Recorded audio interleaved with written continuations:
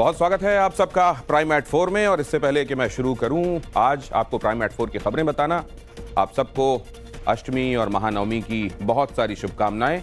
और अब बताता हूं आपको आज क्या है प्राइम एट 4 में खास। आज आपको दिखाएंगे जेपी की जयंती पर लखनऊ में कलेश, कैसे हुआ योगी वर्सेस अखिलेश।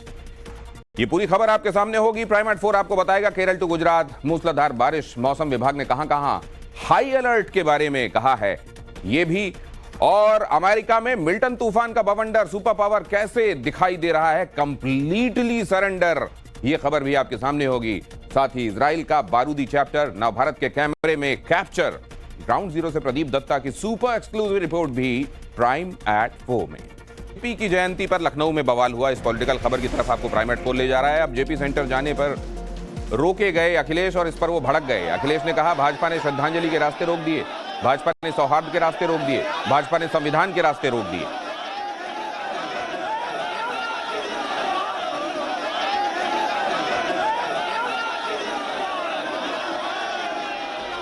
अखिलेश यादव ने यूपी सरकार पर यह आरोप लगाया। उन्होंने कहा जेपी सेंटर बेचने की साजिश कर रही है योगी सरकार। बीजेपी से लोकतंत्र की उम्मीद नहीं की जा सकती। कांग्रेस ने भी कहा जेपी सेंटर को किसी बड़े व्यापारी को बेचने की तैयारी हो रही है।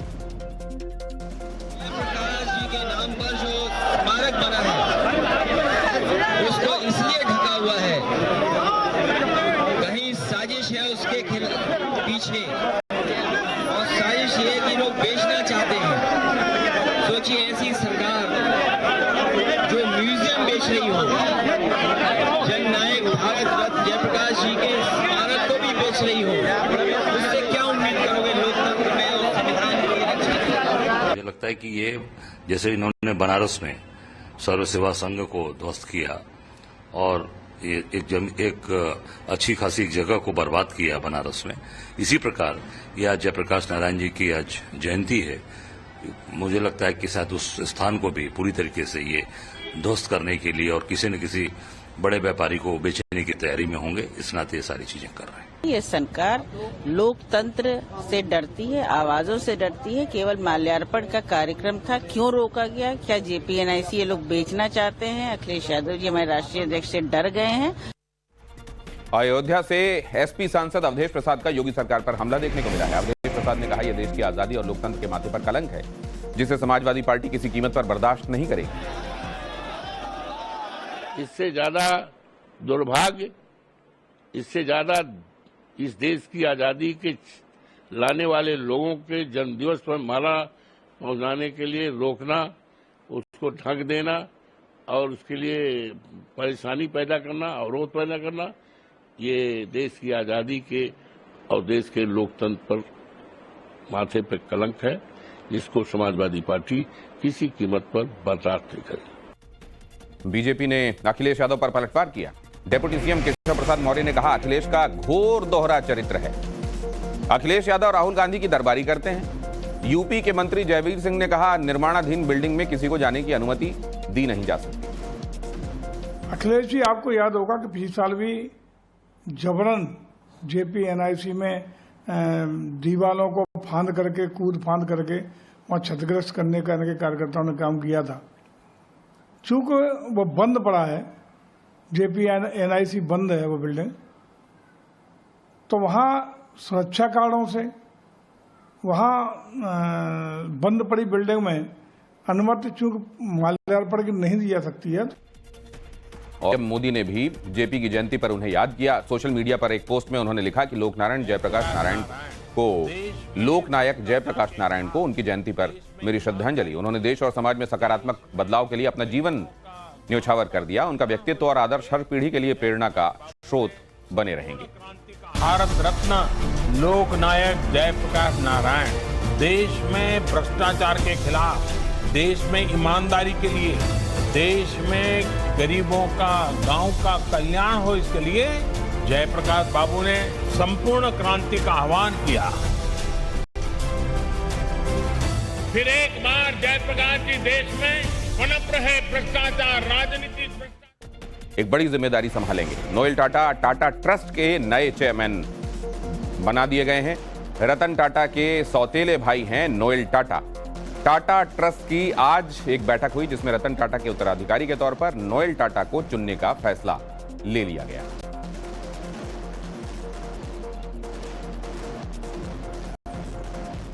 अब नोएल टाटा जाहिर है आपके लिए हो सकता है नया नाम हो। नोएल टाटा कौन है जिन्हें रतन टाटा के बाद 165 अरब डॉलर वाले टाटा ट्रस्ट का नया चेयरमैन चुना गया है?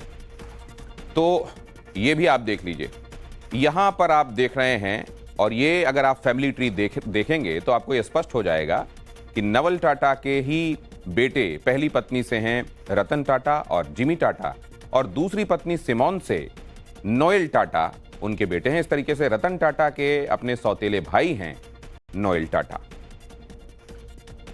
इन दिनों कांग्रेस अपनी हार के लिए भूपेंद्र हुड्डा, जिसे हुड्डा गैंग अब कई लोग कह रहे हैं, दीपेंद्र और भूपेंद्र मिलाकर, उसको निशाने पर लिए हुए हैं। लेकिन आम आदमी पार्टी इसके सांसद संजय सिंह ने क्या कहा? उन्होंने गंभीर आरोप लगाए, कहा हरियाणा कांग्रेस के नेताओं ने आलाकमान की सुनी ही नहीं। कांग्रेस के हरीश रावत ने कहा बीजेपी ध्रुवीकरण करने में सफल हो गई। हरियाणा की चुनावों को में जो अत्यधिक अप्रत्याशित हार हुई, वो पार्टी के लिए भी एक बड़ा सदमा है, केवल चुनौती नहीं है, सदमा भी है। और वो आम लोगों के लिए भी, लोग चाहते थे कांग्रेस जीते, हरियाणा भी चाहता था कांग्रेस जीते। भाजपा समाज का जाति के नाम पर ध्रुवीकरण करने में सफल हो गई। और हरियाणा पर केंद्रीय मंत्री अर्जुन राम मेघवाल ने क्या कहा? विकास और अच्छी सरकार की बातें करने वाले लोग जीते हैं। उन्होंने कहा भूपेंद्र हुड्डा के कार्यकाल में तो बगैर पर्ची बिना खर्ची के नौकरी लगती ही नहीं थी। ये पर्ची खर्ची का मुद्दा हमने छेड़ा और जनता ने इसको स्वीकारा और माना कि कांग्रेस इसके बगैर काम नहीं करती, इसीलिए हमको जिताया गया। कि हरियाणा में डेवलपमेंट और गुड गवर्नेंस एक मुद्दा था। इसमें एक मुद्दा चला, गांव में मैं भी काफ़ी जगह गया हूं, बिना पर्ची बिना खर्ची की नौकरी कौन लगा सकता है। और पता चला हुड्डा जी के पीरियड में तो बिना पर्ची बिना खर्ची नौकरी लगती ही नहीं थी। तो ये बड़ा मुद्दा उभर करके इस चुनाव में आया था। लेकर जेएमएम ने भी कांग्रेस पर तंज किया है। जेएमएम नेता मनोज पांडे का बयान, कांग्रेस इससे सबक लेगी और हमें उम्मीद है वो पिछली गलतियों को दोहराएंगे नहीं, क्योंकि आने वाले दिनों में दूसरे राज्यों में भी चुनाव होने वाले हैं। देखिए, राहुल गांधी जी ने जब बोला है और अपने संगठन अपनी पार्टी के बारे में बोला है तो बेहतर ही बोला होगा, सही बात बोला होगा। जो उन्होंने आकलन किया, जो उनको लगा कि हार का कारण एक ये भी हो सकता है, तो उस पर उन्होंने प्रतिक्रिया व्यक्त की है।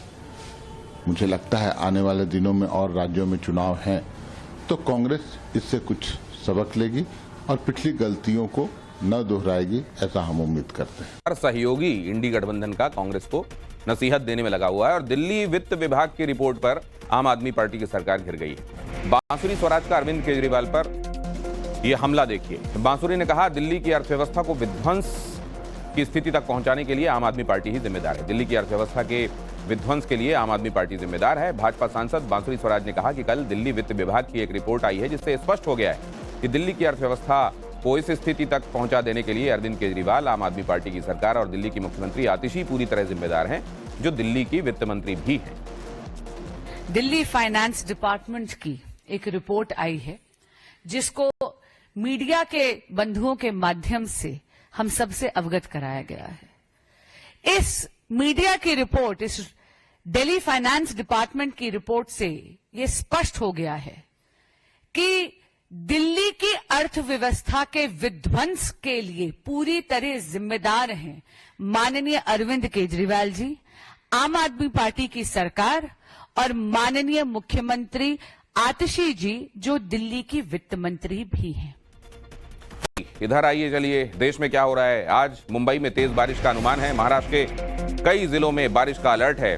देश में यहां तेज बारिश ने मुंबई की रफ्तार, देर रात काफी तेज बारिश हुई और उसने मुंबई की रफ्तार रोक दी। तेज हवा, आंधी और कई जगहों पर बिजली भी गिरी। भारी बारिश में कई इलाकों में सड़कें डूब गईं। ठाणे, मुलुंड, कुर्ला, घाटकोपर, दादर, वर्ली, अंधेरी, बांद्रा समेत बोरीवली में सबसे ज्यादा बारिश हुई। खराब मौसम की वजह से कई फ्लाइट्स भी प्रभावित हुई हैं।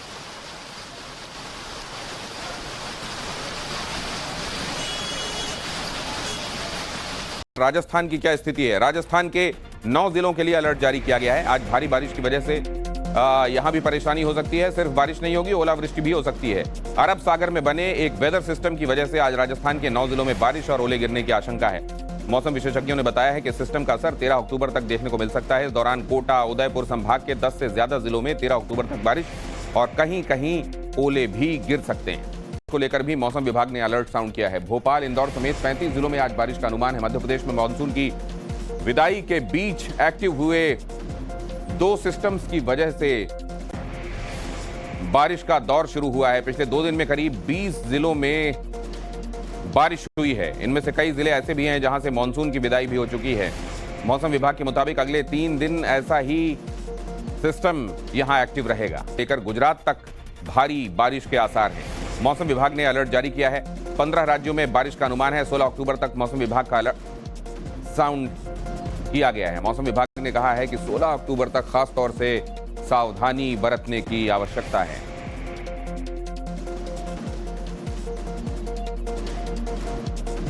तो देश में किन किन जगहों पर खास तौर से सावधानी की आवश्यकता है। मौसम विभाग ने मध्य प्रदेश, बिहार, छत्तीसगढ़, राजस्थान, गुजरात, महाराष्ट्र, गोवा, कर्नाटक, केरल, पुडुचेरी और तमिलनाडु में तेज बारिश के संदर्भ में अलर्ट जारी किया है। जबकि अरुणाचल, असम, मेघालय और मणिपुर के साथ मिजोरम में हल्की बारिश का अलर्ट जारी किया गया है। के बीच जंग और तेज हो गई है। इजराइल पर हिजबुल्लाह ने रॉकेट्स की बौछार कर दी। इजराइल के शिमोना में हिजबुल्लाह का बड़ा हमला देखने को मिला। हाइफा खाड़ी में भी हिजबुल्लाह ने रॉकेट्स दागे हैं। इजराइल और हिजबुल्लाह के बीच जंग विनाशकारी होती जा रही है। हिजबुल्लाह ने एक बार फिर इजराइल के शिमोना और हाइफा पर रॉकेट्स की बौछार कर दी। यहां उसी की तस्वीरें आप देख रहे हैं। You can see several rockets are being fired right now here. कितने रॉकेट आप देख सकते हैं यहाँ पे लगातार दागे जा रहे हैं। और इस समय आप देख सकते हैं शायद ही कोई पल हो यहाँ पे जब रॉकेट दागे ना जा रहे हो। और लगातार यहाँ पे आप देख सकते हैं रॉकेट, कितने रॉकेट आप देखिए हिजबुल्लाह की तरफ से फायर किए जा रहे हैं। और ये सारे रिहायशी इलाके और धमाकों की आवाज भी आपको आ रही होगी। बहुत ही मुश्किल स्थिति यहाँ पे, बहुत ही हालात खराब यहाँ पे। लगातार कुछ ही देर में यहाँ पे 60 के करीब रॉकेट दाग दिए गए हैं। ये पिछले आधे घंटे में चौथी बार है जब हम जमीन पे हम लेटे हुए हैं। और देखिए आप किस तरीके से रॉकेट के फटने की आवाज भी आपको आ रही होगी। और यहाँ पे लगातार रॉकेट दागे जा रहे हैं। और ये रिहायशी इलाका है, ये शिमोना का रिहायशी इलाका है जहाँ पे रॉकेट आप देख सकते हैं कि यहाँ पे सिचुएशन किस किस्म की है, मुश्किल सिचुएशन कितनी बनी हुई है। आपको मैं धुआं उड़ता हुआ आसमान में नजर आएगा एयर डोम की वजह से कैसे वो किया जा रहा है। अब देखिए वो सिचुएशन वहां पे इस समय लगातार आपको यहाँ पे सायरन की आवाज सुनाई दे रही होगी। मोहन सिंह के साथ प्रदीप दत्ता, टाइम्स नाउ भारत के लिए। Being fired from close by Hezbollah. And there's a tense situation. Tense situation here. You can see it's a very tense situation. The only procedure one can do is just lie on the ground. और जंग के बीच Israeli PM Netanyahu ने Hezbollah को खत्म करने की कसम खाई है। उन्होंने 2 टूक कहा है कि जब तक हिजबुल्लाह का खात्मा नहीं होगा तब तक हमला जारी रहेगा। आपको बता दें कि अब तक हिजबुल्लाह के 800 से ज्यादा लड़ाके मारे जा चुके हैं। हिजबुल्लाह के 6000 से ज्यादा ठिकाने नेस्त नाबूद हो गए हैं। 27 सितंबर को हिजबुल्लाह चीफ नसरुल्लाह को इजराइल ने मार गिराया था। हिजबुल्लाह के हेडक्वार्टर को बॉम्ब से उड़ा दिया गया है।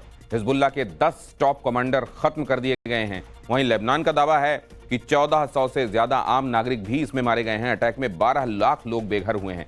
लेबनान का पर्यटन और रेस्टोरेंट सेक्टर पूरी तरह ठप हो चुका है।